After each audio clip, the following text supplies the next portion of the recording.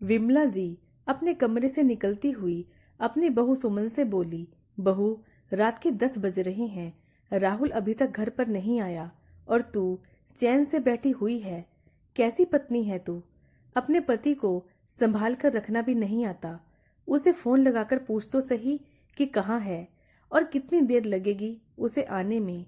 विमला जी अपनी बहू सुमन को डांटते हुए बोली, मुझसे क्या पूछ रही हैं आप माँ जी? आपका बेटा कोई छोटा बच्चा तो है नहीं कि यहाँ वहां गुम हो जाएगा। वो बेटे तो आपके हैं। आप फोन लगाकर पूछ लीजिए कि कहाँ रह गए हैं। सुमन ने बेपरवाही के साथ जवाब दिया। हाँ, मैं तो माँ हूं ना, मैं तो फोन करके पूछूंगी ही कि वो कहाँ रह गया है। लेकिन पत्नी होने के नाते तेरा भी तो कुछ फर्ज बनता है या नहीं कि तुझे यहाँ पूजा करने के लिए लेकर आए हैं। विमला जी ने पलटकर जवाब दिया, पर इस पर सुमन ने कोई जवाब नहीं दिया। इसलिए विमला जी भुनभुनाती हुई अपने कमरे में आ गई और मोबाइल लेकर राहुल को फोन लगाने लगी। लेकिन राहुल ने फोन नहीं उठाया। ये राहुल भी ना कभी भी टाइम से घर पर नहीं आता। पता नहीं क्यों मेरी जान जलाता रहता है। सोचा था कि बहू के आने के बाद सब कुछ ठीक हो जाएगा, पर नहीं, यहाँ तो बहू भी उसके जैसी ही आई है। पति से कोई लेना देना ही नहीं है उसे। अरे, पत्नियां तो अपने पति को बांध कर रखती हैं और एक इसे देखो तो अब तक राहुल को सुधार नहीं पाई। बड़बड़ाती हुई विमला जी वापस बाहर आई तो देखा सुमन अपने कमरे में जा चुकी थी। वो भी उसके कमरे की तरफ गई और धीरे से खोलकर देखा तो वो सो चुकी थी। विमला जी वापस आकर हॉल में आ गई। कैसी औरत है ये? पति अब तक घर पर नहीं आया और उसे नींद भी आ गई। बेशर्म कहीं की। विमला जी ने फिर से राहुल को फोन ट्राई किया, लेकिन राहुल ने एक बार भी फोन रिसीव नहीं किया। आखिर वो थक हार कर वहीं हॉल में सोफे पर बैठ गई। रात को 1 बजे घर की बेल बजी। विमला जी ने भागकर दरवाजा खोला तो बाहर राहुल को नशे की हालत में खड़ा देखा। वो तो खुद को संभाल भी नहीं पा रहा था। आखिर विमला जी ने उसे सहारा देकर जैसे तैसे घर में लेकर आई और सोफे पर बिठा दिया। कहते हैं बेटा बुढ़ापे की लाठी होता है। इस बुढ़ापे में तुझे मुझे सहारा देना चाहिए और यहाँ मैं तुझे सहारा दे रही हूँ। अरे, कुछ तो शर्म कर। कब तक मुझे यूं ही परेशान करता रहेगा? विमला जी ने उसे डांटते हुए बोला, लेकिन उसे होश हो तब तो वो कोई जवाब दे। आखिर नशे की हालत में ही जब सोफे पर वो लुढ़क गया तो विमला जी भी उसे वहीं छोड़कर अपने कमरे में आ गई। जब बीवी को ही कुछ नहीं पड़ी है तो मैं भी क्या करूं? पहले एक ही खून पीता था और अब 2-2 लोग मिलकर पीते हैं। मेरी तो जिंदगी ही खराब हो चुकी है। बड़बड़ाती हुई वो चादर तानकर सो गई। सुबह जब नींद खुली तो देखा हॉल में राहुल भी अभी सोया पड़ा था, जबकि सुमन वहीं पास में डाइनिंग टेबल पर बैठी चाय पी रही थी। विमला जी को देखते ही सुमन ने पूछा, माँ जी, आप चाय पियेंगी? उसे देखकर विमला जी अपने हाथ जोड़ते हुए बोली, तू ही पी तेरी चाय। पति यहाँ नशे में पड़ा हुआ है। लोगों का तो खाना पीना दुश्वार हो जाता है, पर तेरे हलक से कैसे उतर रही है ये चाय? विमला जी की बात सुनकर सुमन मुस्कुराते हुए बोली, क्या बात है माँ जी, आज तो बहुत ज्यादा गुस्से हो रही हैं आप। भला मैं क्यों अपना खाना पीना बंद करूं? आपका बेटा इतने सालों से बिगड़ा हुआ था, आपने तो खाना पीना बंद नहीं किया, तो मुझसे उम्मीद क्यों कर रही हो? सुमन की बात सुनकर विमला जी गुस्से से उसे घूरने लगी। उन्हें अपनी तरफ देखता देख सुमन बोली, माँ जी, थोड़ी शांति बनाए रखिए, कहीं बीपी ना हाई हो जाए आपका। मैं नाश्ता तैयार कर दिया है और दोपहर का खाना भी बनाकर रख चुकी हूँ। अभी शांति आ जाएगी साफ सफाई करने के लिए, तो आप उससे साफ सफाई करवा लेना और मैं जा रही हूँ अपने मायके अपनी माँ से मिलने के लिए। शाम तक वापस आ जाऊंगी। शाम को भी क्यों वापस आती है? वहीं रह जाना। वैसे भी तेरा इस घर में होना ना होना एक ही बराबर है। जो अपने पति को संभाल कर नहीं रख सकती, वो मेरा घर क्या संभालेगी? क्या बात कर रहे हो आप माँ जी? वहीं रहने के लिए थोड़ी ना आपके बेटे से शादी की थी। बहू को तो ससुराल में ही होना चाहिए, यही तो संसार का नियम है। कहकर सुमन वहां से रवाना हो गई। घर से कुछ दूरी पर पहुंचकर ऑटो पकड़कर अपने मायके रवाना हो गई। ऑटो में बैठे बैठे उसे वो दिन याद आया जब वो इस घर में दुल्हन बनकर आई थी। कितने अरमान थे उसके, पर वो अरमान उस समय धराशायी हो गए जब राहुल शराब के नशे में धुत होकर घर आया था। शादी के ठीक दूसरे दिन उसने ये हरकत की। उसने हैरानी से विमला जी की तरफ देखा तो विमला जी ने बात संभालते हुए कहा था, अब बहू, थोड़ी बहुत तो हर कोई पीता ही है, पर तुम आ गई हो ना, अब तुम संभाल लोगी, इसलिए तो उसकी शादी की है।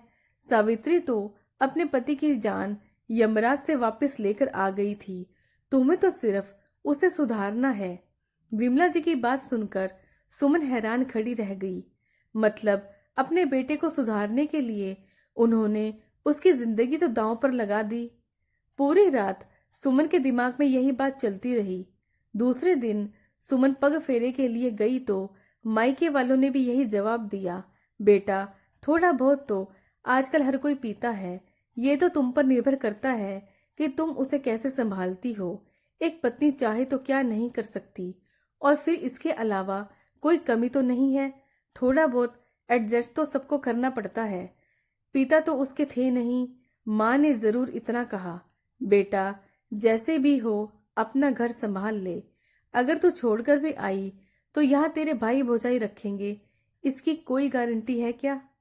जिन्होंने ये जानते हुए तेरी शादी एक शराबी से कर दी, वो तुझे यहाँ रखेंगे, इसकी तू उम्मीद मत कर। सुमन को समझ ही नहीं आया कि वो करे क्या, इसलिए चुपचाप वापस ससुराल आ गई। अब जब भी राहुल शराब पीकर आता तो सुमन रोती, परेशान होती, पर विमला जी तो चैन की बांसुरी बजा रही होती। आखिर बेटे को बहू के हाथों संभाल कर वो बेफिक्र हो चुकी थी। लेकिन अभी 2 महीने पहले राहुल ने शराब के नशे में सुमन की जमकर पिटाई कर दी, सिर्फ इस कारण कि सुमन ने उसे शराब पीने से रोका था। विमला जी ने उसे भी सुमन की ही कमी निकाल दी। हे भगवान, एक पति तक नहीं संभाल सकती, पूरा घर क्या संभालेगी।